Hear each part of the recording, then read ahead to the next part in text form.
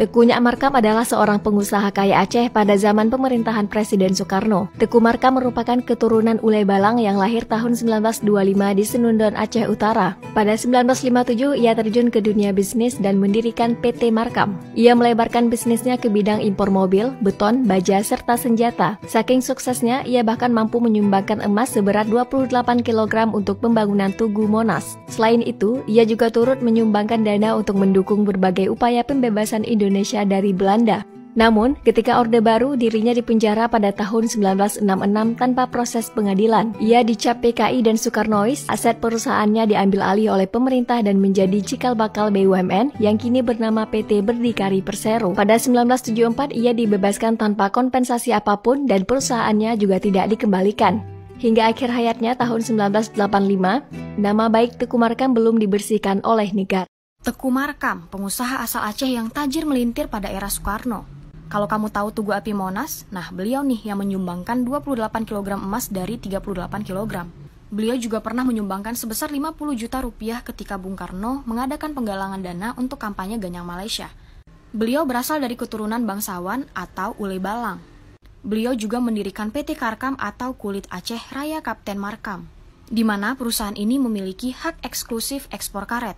Ya, bisa dibilang saat itu beliau adalah crazy rich di Indonesia. Tapi di balik kekayaannya, beliau pernah bersitegang dengan Jenderal Hugeng karena ingin menyuap Hugeng yang dikenal saat itu polisi anti suap di Indonesia.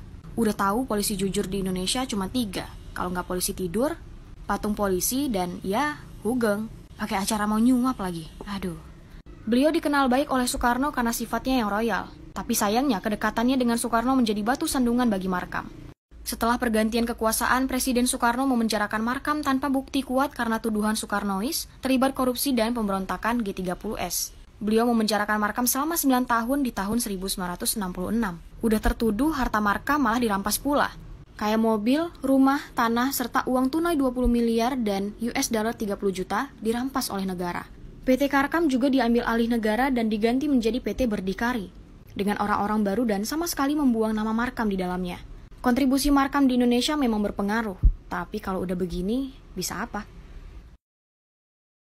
Inilah fakta menarik dari Monas. Yang pertama, Monas mulai dibangun tahun 1961 dengan tinggi 132 meter dengan arsitek Sudarsono dan juga Frederick Silaban. Kemudian memiliki filosofi, yakni tiang Monas bermakna laki-laki dan kesuburan, dan pelataran cawan atau landasan bagian bawahnya tersebut melambangkan perempuan atau feminin. Lalu banyak melewati sayembara. Desain Monas dilakukan sayembara sebanyak 2 kali dengan diikuti oleh banyak peserta. Terdapat emas seberat 35 kg. Emas tersebut merupakan sumbangan dari Teku Markam, seorang pengusaha yang berasal dari Aceh. Sempat beberapa kali ganti nama, yakni Lapangan Gambir, Lapangan Ikada, Lapangan Merdeka, Lapangan Monas, dan Taman Monas. Kemudian terdapat museum sejarah kemerdekaan di dalamnya, yang mana sang saka merah putih disimpan di dalamnya. Dan yang terakhir, pembangunan Monas yang pro kontra, yang mana pada saat itu banyak mahasiswa tidak setuju karena dianggap pemborosan, karena mereka menganggap Indonesia butuh banyak membangun infrastruktur pada saat itu.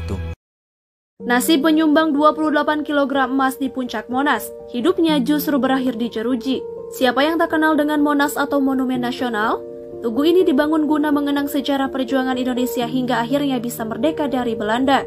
Monas sendiri merupakan proyek mercusuar kebanggaan Presiden Soekarno. Monas dibangun saat Indonesia masih dalam kondisi ekonomi yang sulit lantaran baru seumur jagung jadi negara berdaulat. Salah satu bagian paling menarik dari Monas adalah emasnya yang berbobot lebih 30 kg. Seorang pengusaha asal Aceh, Teku Markam, rela menyumbang sampai 28 kg emas saat awal pembangunan Monas.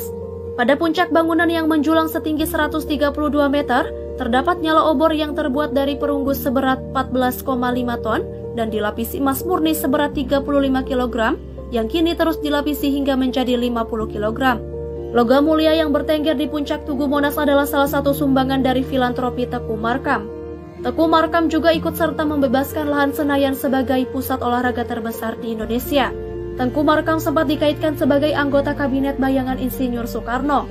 Tak mengherankan, namanya tidak bisa dilepaskan dari keberhasilan perekonomian Indonesia di zaman Orde Lama.